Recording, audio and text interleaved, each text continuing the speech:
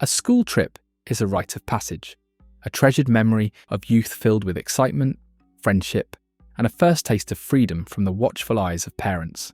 For the 325 students of Danwon High School in Ansan, their 4-day trip to the popular holiday island of Jeju was exactly that, the celebratory culmination of their school year, a final adventure together before facing the intense pressure of college entrance. On the evening of April 15, 2014, they boarded the MV Sewol, a large, multi-decked ferry. The atmosphere was light and joyful, a vibrant scene of teenagers taking photos, sharing snacks, and posting excited updates to social media.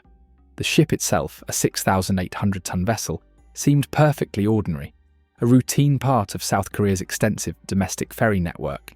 But beneath its mundane exterior of painted steel and passenger lounges lay a litany of lethal secrets, a history of corruption, and a culture of negligence that would, in the space of a few hours, turn this vessel of youthful dreams into a cold, steel tomb, and a national symbol of profound and unforgivable betrayal. The MV Sewol was a disaster waiting to happen long before it left the port of Incheon that evening. The ship, originally built in Japan in 1994 as the ferry Naminue, was purchased by Chonghaejin Marine Company in 2012. Almost immediately, the company undertook a series of reckless and illegal modifications designed for one purpose: to maximize its profitability. They added an extra deck of passenger cabins to the top of the ship, a modification that not only added weight but also dangerously raised the ship's center of gravity. To compensate for this added weight and to allow for more cargo to be carried below, they drastically and illegally reduced the amount of permanent ballast that the ship was required to carry. From that moment on, the Sewol was a fundamentally compromised vessel, a ticking time bomb of poor naval architecture. Compounding this inherent instability was a criminal degree of overloading on its final voyage. The ship was carrying 2,142 tons of cargo, more than double its legal limit. This cargo, which included over 180 vehicles, heavy construction materials, and massive steel bars destined for a naval base on Jeju, was poorly and insufficiently secured. Lashing cables and chains were old, sparse, and not properly tightened. To make matters even worse, the crew had drained hundreds of tons of crucial ballast water from the tanks at the bottom of the ship, a common but dangerous practice to further offset the weight of the overloaded cargo and improve fuel efficiency. The ship therefore sailed out of Incheon in a state of extreme instability, like a spinning top on the verge of falling over. Any sharp turn or significant external force could trigger a point of no return. On the morning of April 16th, as the Sewol entered the Mengol Channel, an area known for its strong and tricky tidal currents, the final fatal error was made. The ship was under the command of an inexperienced 25-year-old third mate, while the veteran captain, Lee Jun-seok, was off duty and away from the bridge, reportedly in his private cabin. At approximately 8:48 a.m, the third mate ordered a sharp 15-degree turn to starboard. In a stable ship, this would have been a routine maneuver. In the critically unstable Sewol, it was catastrophic. The immense unsecured cargo immediately shifted to the port side with a massive crashing sound that resonated through the hull. This shift in weight pulled the top-heavy vessel over with unstoppable momentum. The ship began to list violently, and within minutes, it had tilted past 30 degrees, the point at which its engines cut out, and it could no longer right itself. The ship was dying and it was going to sink. The initial moments on board were a scene of chaos and confusion. Passengers and furniture slid across the steeply tilting floors. A loud bang was heard as vehicles and heavy cargo broke their moorings in the hold. But what followed was not a failure of engineering, but a chilling and unforgivable failure of humanity. As the ship continued to list, the crew made a fateful broadcast over the public address system. Do not move from your present locations and please wait. This order, delivered in a calm tone, would be repeated more than 30 times as the ship slowly capsized. It was an instruction that sealed the fate of hundreds. The students, being dutiful and obedient, as they had been taught their whole lives, did as they were told.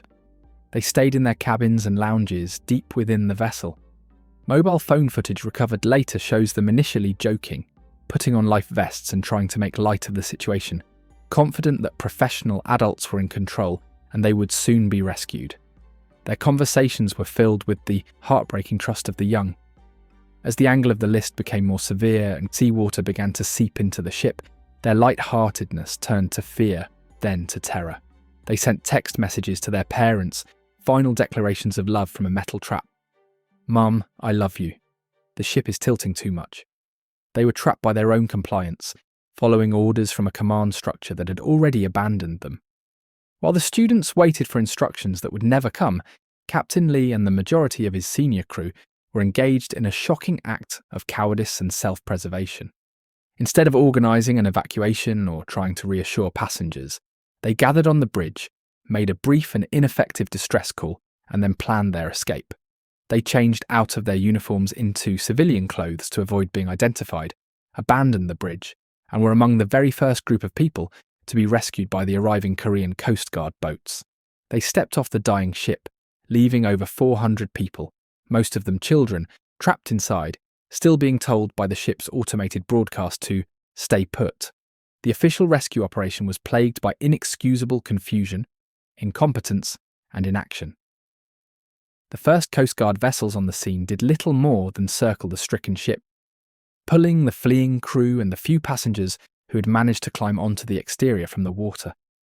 They made no attempts to enter the vessel or to use their boat's PA system to override the ship's deadly instructions and order a full evacuation.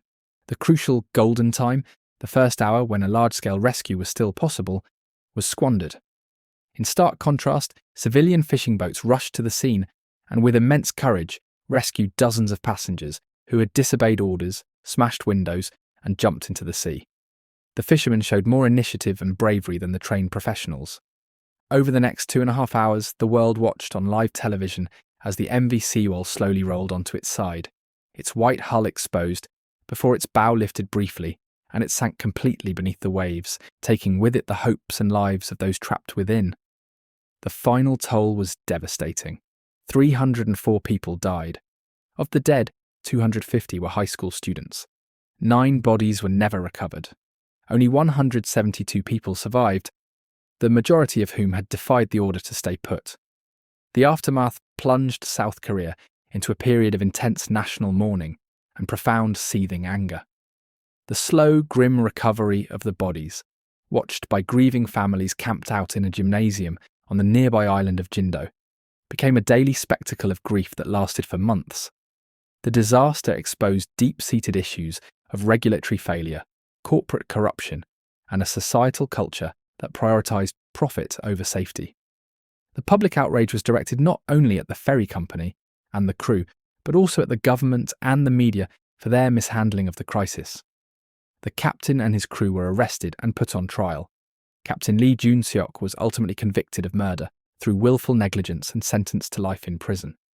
Other crew members received lengthy sentences for their roles in the abandonment. The sinking of the MV Sewol was not a simple shipwreck.